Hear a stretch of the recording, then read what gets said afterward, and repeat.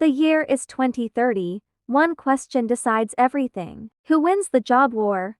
AI or you? Dramatic pause after 2030. Deep, cinematic, slightly echoing voice. AI now writes code, makes art, and even hires people. Every industry from finance to education is being rewritten by algorithms.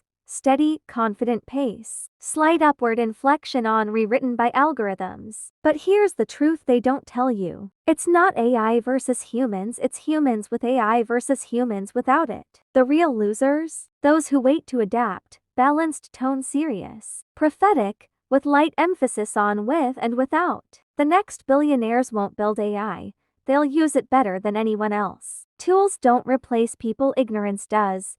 Strong conviction. Short, sharp emphasis on ignorance does. AI fluency is the new literacy. The question isn't will AI take your job, it's will you learn to lead it? Inspirational tone. Slight reverb. Pause before the last line. Follow it strategic before your job follows the algorithm. Low, serious tone. Drop pitch slightly at the end for gravitas. Like and subscribe to access next videos.